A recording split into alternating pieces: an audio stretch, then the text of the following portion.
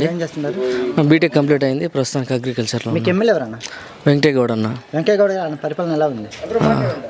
చాలా బాగుందన్న. ఆయన చేసిన మంచి పనులు ఏమైనా ఉన్నాయంటారా? చాలా ఉన్నాయి చెప్పుకోదగ్గవి.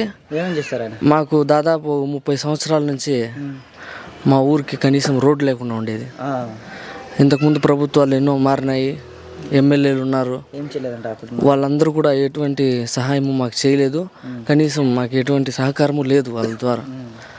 వెంకటేగౌడను వచ్చిన తర్వాత ఒక చిన్న కార్యక్రమం నుంచి ఒక పెద్ద కార్యక్రమం వరకు ఎంతో మేలు చేసినాడు మా కోసము. పిలిస్తే పలికే వ్యక్తి వెంకటేగౌడ అన్న. మాకు ఎటువంటి సమస్య వచ్చినా ఎంత అందుబాటులో ఉంటున్నారు? చాలా అందుబాటులో, ప్రజలకి చాలా దగ్గరగా, ప్రతి ఒక్కరికి ఇండివిజువల్గా చాలా దగ్గరగా వెంకటేగౌడ అన్న అయితే మాకు ఉంటున్నాడు. ఒక రోడ్డు వ్యవహారమే కాదు, పర్సనల్గా ఏ సమస్యలు వచ్చినా మాకు చిన్న పెద్ద లేకుండా ప్రతి ఒక్క చిన్న వ్యవహారానికి నుంచి పెద్ద వ్యవహారం వరకు చాలా క్లియర్గా మాకు సపోర్ట్ చేస్తూ చాలా ముందుకు తీసుకెళ్తున్నాడు. మాకు ఈ ఇంతకు ముందున్న ఎమ్మెల్యేలతో పోల్చుకుంటే 100కు 100, 200% కూడా చాలా బెస్ట్ అని మేము భావిస్తున్నాము. ఖచ్చితంగా మాకు మళ్ళీ కూడా ప్రభుత్వం వెంకటేగౌడనికి మేము ఓటేస్తాము. ఖచ్చితంగా ఆయనే మాకు ఎమ్మెల్యేగా కావాలి. ఇంకొంచెం ముందుకు మేము వెళ్ళాలని కోరుకుంటున్నాం, కానీ వెనక్కి వెళ్ళాలని మాత్రం అనుకోవట్లేదు. ఎవరు మాత్రం అనుకుంటారు చెప్పండి?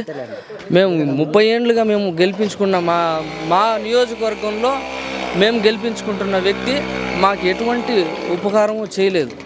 దాంట్లో క్లియర్ క్రిస్టల్.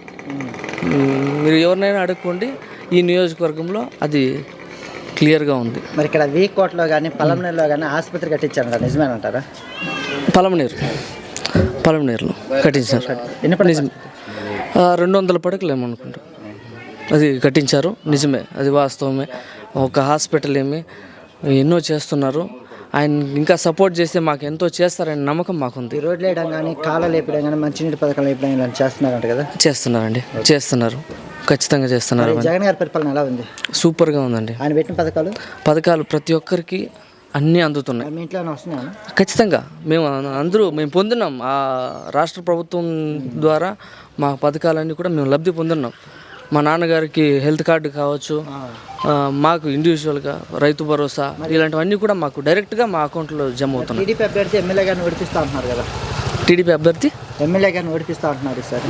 అది ఒక అపోహ మాత్రమే. ఎందుకంటే అది కలగనాల్సిందే. ఇంకా మనం ఏం చేయలేరు. అది ఒక కలగానే మిగిలిపోతుంది. కానీ అది ఆయనకి ఇంకా లాస్ట్ ఇదే ఎన్నికలు లాస్ట్ అవ్వచ్చు అనుకుంటున్నాం మేమైతే.